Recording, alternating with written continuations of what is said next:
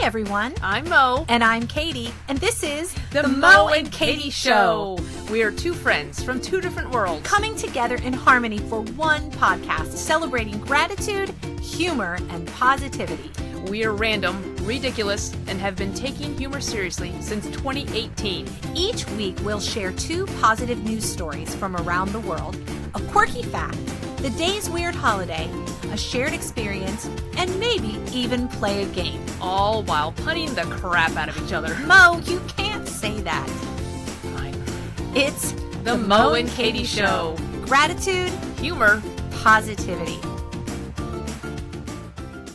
Hey, everybody. I'm Mo. And I'm Katy, and this is The Mo and Katy Katy Show. Show. Thanks for tuning in today. Is this our third one? This is, and perhaps you are taking a walk and enjoying this lovely fall. Well, it's still kind of hot, but it is September.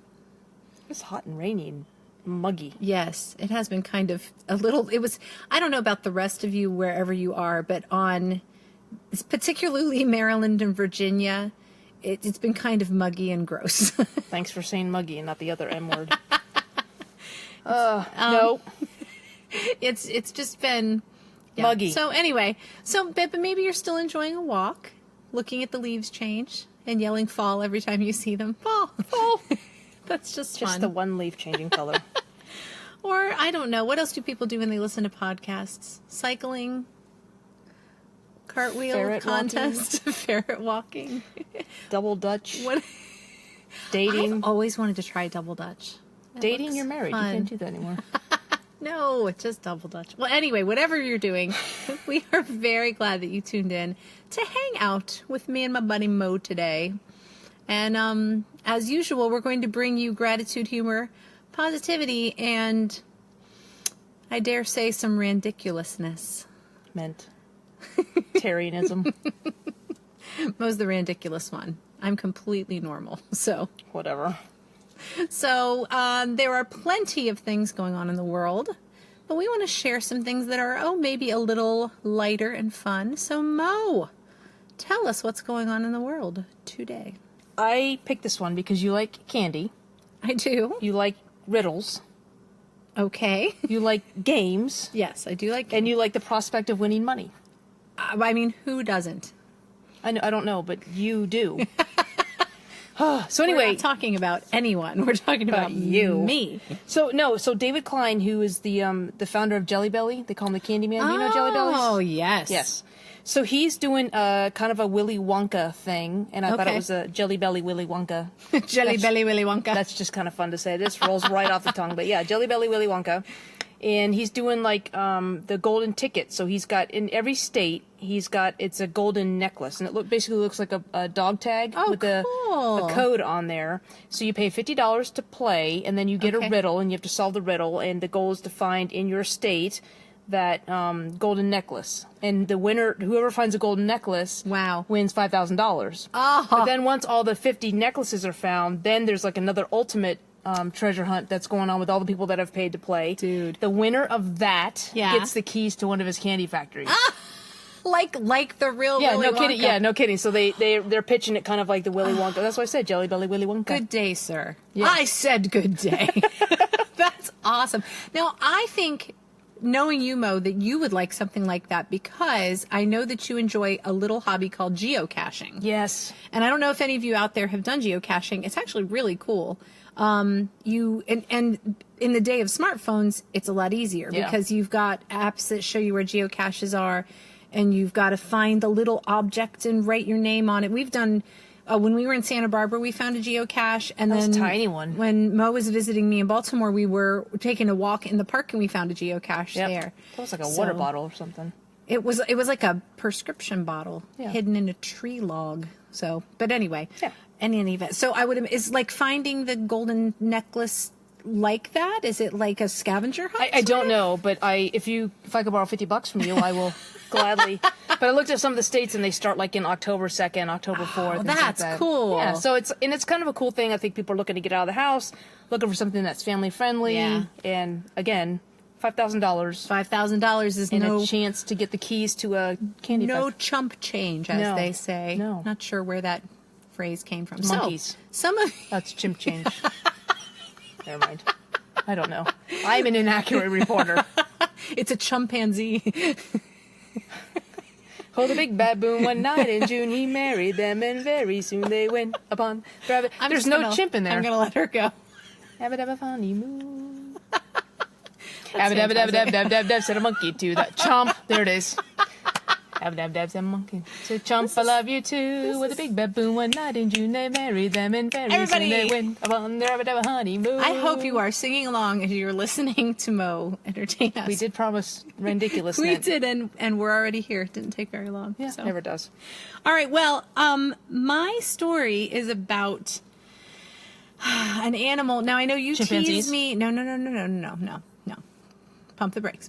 I know you tease me that I say everything is my favorite, but this animal really is, I would have to say, if I have to pick one favorite animal, this is my favorite animal. And what animal is that? A lizard. Not a lizard. Sorry, iguana. Lizardus maximus. I don't know what its real name is. What animal's my favorite? The Muppets. I don't know. Llamas. I love the llamas.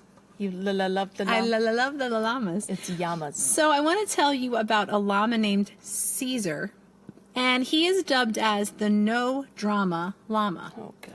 And the reason he is because he is a caretaker, and his owner, his name is Larry McCool. Now how awesome of a name. And McCool. It's an awesome name like that. Larry McCool. They have been attending, there's been a lot of things happening in the country that have been causing people to attend protests. And Larry and Caesar, the llama, attend these protests to calm everybody down. Caesar Who calms is the llama down? well, he's very chill. Calma your llama. Calma your llama. Caesar is a therapy llama, and he lives in the Mystic Llama Farm in Jefferson, Oregon. And he visits usually elderly people, schools, and hospitals. And so Mr. Larry McCool decided that Portland would be a good place for him to work his magic. And he was quoted as saying, they'll be clapping and chanting and stomping, and all of a sudden I'll get up there with Caesar, and the next thing I know, everybody will just gather around Caesar and want to be with him. So it's just kind of a way to diffuse the situation. So he is known as the No Drama Llama. Mr. McCool also said he's a magical creature. And, he said, I wish I could take credit for him, but he's developed all on his own. Like any, Does he fly with his emotional support llama? He may fly with his llama. That would be very, very interesting. What's his name? Llama? Caesar is the Caesar? Augustus? llama. Oh, is Caesar McCool? Etu, Mr. McCool. Etu llama? Does he have like a service llama vest? He may have a service llama vest. I actually have a picture of him that I'm going to put on our Facebook page because I think you all in the need podcast extras. Yes, in our podcast extras folder. Please. Shouldn't it be like Caesar McCool and Larry the llama? Because it's Larry McCool's the owner.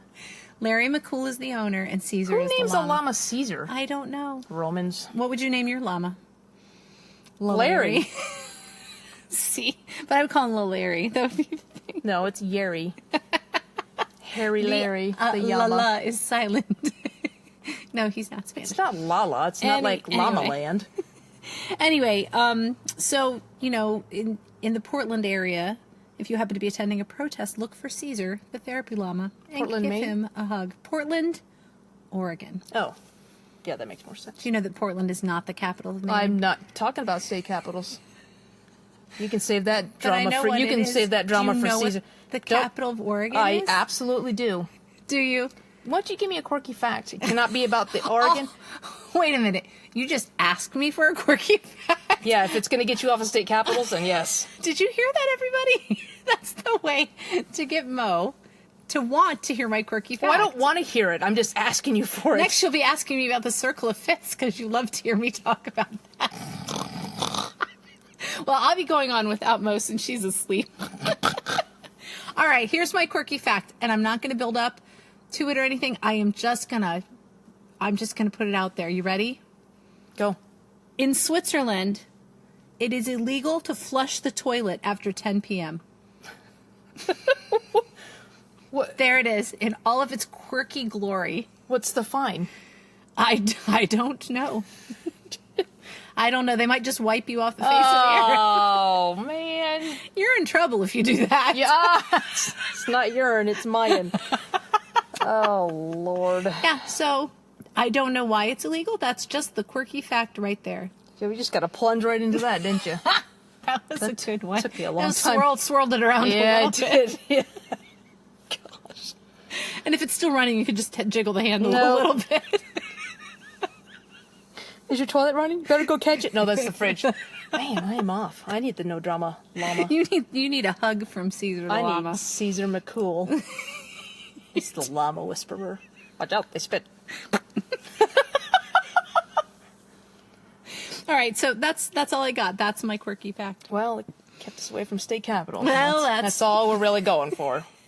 That's to say, someday we'll do an entire show on state capitals and the Circle of Fifths, and I will be so happy. You can edit that one That and will post be it. the- Good luck getting that one up. The Blank and Katy show, because Mo will not show up that day. That will also be the podcast that never airs. Do you know the password? Didn't think so. All right, Mo, well, tell us. Mo loves weird holidays. Did you all know that, listeners? She loves her some What Weird Day Is It Today? I do. And she is known to entertain her tour guiding groups by telling them fun, weird days. And this would be actually dual. There's 2 different days it is today. Okay. So, 11th of September is National Make Your Bed Day, which is Oh. always good for the kids. And I think that is a parents good want one. the kids. They actually say that if you make your bed every day, it actually increases your happiness and increases your productivity. Really? Yeah, I don't know what it means when somebody else makes your bed for you. Maybe that person will be productive for you and make you happy. I don't know. What does it mean if you can't make your bed because there are multiple dogs on your bed? You have too many dogs? You have no control of the many dogs. That is absolutely the truth. How do you think Larry feels? He's like, I'd make my bed, but Caesar's all sprawled out. No drama, my. But The llama ate my homework. We're just going to start using llamas for every excuse we can come up with. spitballs, ping. There's geometry. Look at the tangential velocity on that. Okay. So do you make your bed every day? I do. That's good. Sometimes I don't do it till I'm about to get into it at night. Well, but, that's close enough. well, it's made. Yeah. I finally, at the age that I am, nearly half a century, am getting to where I'm actually making my bed more often than I used to. So. More often. That's wow. What a really non-specific way of saying you don't make it. That was incredibly vague. But anyway. So what else is today? Make your bed day. Well, today is also September 11th, and so I It think is. we would be remiss. Is that the right way to say it? That is the right way to say it. Yeah, we'd be remiss. Yes. We would just be remiss. We Yeah, would be well, yeah. remiss in not acknowledging that today is September 11th. Yeah, so 9/11. Yes. So of course, we are both old enough to remember. Like, that's Very another much thing so. is a lot of the kids that I take when I take them to the Pentagon to see the Pentagon Memorial and show them where the plane hit on the Pentagon. The kids that I'm giving tours to were born after 2001. Mm-hmm. So it's, we probably sound like these, where were you when Kennedy was shot? It's like, Exactly. Which I also take them to the Kennedy grave, and so they're just like, John who? Yeah. But Oh, my yeah, so gosh. anyway, I'm dealing with, I give tours to kids who were born after 9/11, Yes. 2001. But Yes. we were both born before then, and we're Actually, impressionable adults the when it kids happened. that were born, so my youngest son was born 2001. Okay. And he was about 4 months old when 9/11 happened. Mm-hmm. So the kids that were born before 9/11 have all graduated from high school. Right. So that's how much time has passed. Yeah. Just kind of makes it more real. So Yeah. we do like to focus on gratitude, humor, and positivity, but I think it is just interesting to talk about that date, how it affected us, and, maybe what we've taken away and noticed about the world because of going through that experience as Americans. And Mo, I'd love for you to share, because you served in the military for over 25 years, and you were actually active duty when 9/11 occurred. So I think that your perspective on that is really interesting. So can you tell us a little bit about what it was like to be an active military service member when 9/11 happened? Yeah, I was stationed in California at the time. I think you were living in Baltimore. Yes. But I was stationed in California. So with the time zone differences, kind of found out I was actually in crew rest to fly a night mission. So I wasn't even awake, but kept getting voicemails on our answer machines, and they're just like, "Oh, we're making sure you're okay with all the attacks." I'm like, "What are they talking about?" So I turn on the TV just as the second tower was hit. The short version is that 9 days later, I was in Turkey trying to go into Uzbekistan, and so the job I was in at the time was setting up airfields. So we actually went in with 10 CIA agents, and then 100 of us, and we took over an airfield that didn't even have toilets. Wow. So we went there and had a nice long runway, and it was a good location to get into Afghanistan. So we basically we dug toilets, we lived in tents, and just set up and basically just set up. We were a temporary team, and we bring in the bigger base operating support, like all the meals and the showers and the living facilities, and then we kind of wean ourselves out. So we kind of just self-sufficient. Our plan is to be in there for 3 months and then be out. But it was weird for me because when I left, it was the middle of September, like late of September. And when I got back in December. But in my mind, when I had left, it was still September. So wow, seeing things like, I had missed Thanksgiving, Halloween, not in that order, and coming up on Christmas. And so all these things had happened in the world, and it was so different. Sure. And we also, we would get the newspapers 3 days after. Oh, wow. So we didn't have any, we were cut off, but we weren't, so it was just it was just a different, we got one phone call a week. Wow. For 15 minutes, because this is back in the day before, we all had to share a satellite phone and stuff. So I don't know. But I think the positive that came out of it was just that sense of camaraderie. I am still to this day. In fact, someone just posted yesterday, as we're coming into the 9/11 anniversary, posted a picture of our team, and for a lot of us, it was like the best deployment. It was the worst deployment, but it was also the best deployment. Sure. We're still in touch with all those people. Yeah. And just the sense of camaraderie that you have, and to feel like you're actually contributing, and to know that regardless of how divisive things are back at home, that we had so much support. And so, I know what it's like to be on this end now, to send stuff over to troops and help them out. Like we've been sending hand sanitizer and stuff. Sure. But back then, to be on the other side of it, people sent us cookies and just letters, and makes a big difference. Yeah, just little stuff makes a big difference. Well, and I'm sure it was even traveling. It was kind of scary and uncertain at that time too, to be away and just not know, to have the U.S. under attack, such a different scenario than other scenarios that could be out there. So and Jen was she was stationed in Tampa, Florida at the time, and she was her and her co-pilot were actually one of the first people airborne after all the attacks. That's right. And she said it was eerie because how quiet it was in the air. And basically, usually when you want to try to go from point A to point B, you need air traffic control to give you permission and blah blah blah. Sure. And they're just like, you can go wherever you want because there's nobody up there. And they said it was just eerie quiet on the radios. Wow. So wow. Yeah, just a different time. Well, from a civilian standpoint, it was interesting because, like I mentioned, my youngest son was 4 months old.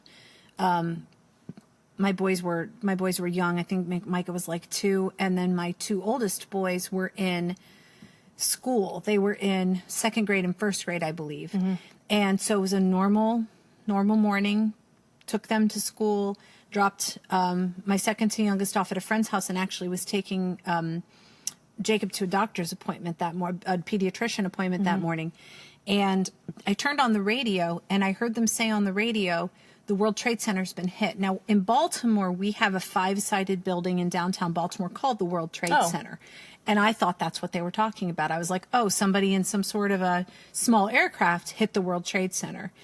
So I continued on my errands, and then I think I had just actually gotten a cell phone. I remember when I was pregnant with my last kid was when I got a cell phone. So I actually had a cell phone, and my husband called me, and he said, "I need you to go home." And I said, "I have a pediatrician appointment. I just can't, bail on a doctor's appointment." He's like, "No," he said, something just went down in Pennsylvania. I'm not sure if the Pentagon had been hit yet, but and being in Baltimore, we lived right in the middle of all of these locations. So it was scary. So by the time I got off the phone with him and turned around, they had closed Baltimore County Public Schools. So I actually had to go pick up my kids from school. So I went back. I basically I took Jacob back with me, got Micah, went and picked up Joshua and Caleb from school. By the time I got home, I think we saw the second tower fall. on TV. And so it's scary even having young children. Yeah. And there's this fear and like trying to like, okay, don't look at the TV, don't look at the TV, but trying to keep up with what was going on. So, and just knowing that life as we know it was so different for a while. Yeah. And we have some very, very dear friends who live in Manhattan, live on the Lower East Side. And actually our friend, his name's Pastor Ricky Del Rio. He was the first clergy person to be on site at 9/11 because he rode a motorcycle. Oh. So he hopped on his Get right in motorcycle there, and yeah. rode right down there. And they called him Pastor Harley because he rode a Harley how Davidson cool. down there. So he was the first clergy person to be on the site. So, and then in the time following, we would take teams of kids up to serve, people. But it was we knew several people who knew or had family members and friends who had lost Yeah. in the World Trade Center who had lost folks. So, yeah, so it really changed things. And I think it's important for us to pause and remember and just be grateful for, men and women that served and lost their lives trying to save others, and just for the freedom that we have and the protection that we have. Yeah. So yeah, I think it's important to mark this day and Yeah. definitely remember it. Yeah. Well, and speaking of pivotal events, I mean, we're still going through something right now that's changing the world as we know it, and Absolutely. changing our interactions and how we travel, and Absolutely. if we get to travel. So. I know. Yeah. I miss travel. Yeah. But it's one of those things, though, I think that you can choose to see the positive or negative in anything. Absolutely. And there are positives in negatives. Yes. Sounds like a math lesson. But, but yeah, I just think that you can focus on the negatives, and it's certainly easy to do, but I think it's Yeah. more rewarding to focus on the positive. And so, like I said, the friendships I have out of the fact that you guys still continue going up to New York, and and again, just not the stories that you have. It's not about that, but it's about the resilience that people have, Sure. and just the selflessness that people, not just military people, it's anybody, who's contributing to the greater good. So. And just think about how united we felt. And I don't know if you noticed, I don't know, you were away for the first few months after the event happened, but just we all felt like we're all in this together. Yeah. And the petty things that used to separate us after 9/11 didn't seem to matter because we were all just Americans and we were all just holding hands and trying to make Yeah, it through yeah. the crisis. So it just gives you perspective. Yeah. It gives you perspective and again, being grateful for what we have and looking at really bad situations and still trying to find the gift in everything, I think Yeah. is really, really important. Yeah. So and speaking of gratitude, we always like to share a quote on gratitude, so we will do that. This is a quote by Doris Day, who was a The actress, singer, singer? actress, singer. And she said, "Gratitude is riches, complaint is poverty." Ooh. I know. And then she dropped the mic. I'm pretty sure. Is that part of the quote? No. Okay. And then I dropped the stage directions. That's right. So gratitude is riches, complaint is poverty. And that's a quote by Doris Day. Oh, that's awesome. yeah, I do like that. I like that one. That's a good one. Yeah. All right. Well, thanks for tuning in. This was a little less lighthearted than our normal ones, That's but right. we'll get back to punning the crap out of things. Yes, we will. Next week. Yes, we will. In the meantime, I will say, be grateful, keep laughing, and stay positive. And we'll see you next time. Bye. Bye. The Mo and Katy Show has been recorded in front of a live canine audience. Our theme song is It Is Fun by HookedSounds.com. The Mo and Katy Show is produced by Mo and Katy. Our sound engineer is Mo and Katy. Our producer is Mo and Katy. Hair, makeup, lighting, and catering by, you guessed it, Mo and Katy. For comments, suggestions, and smart remarks, visit the Mo and Katy Show Facebook page or email us at moandkatyshow@gmail.com.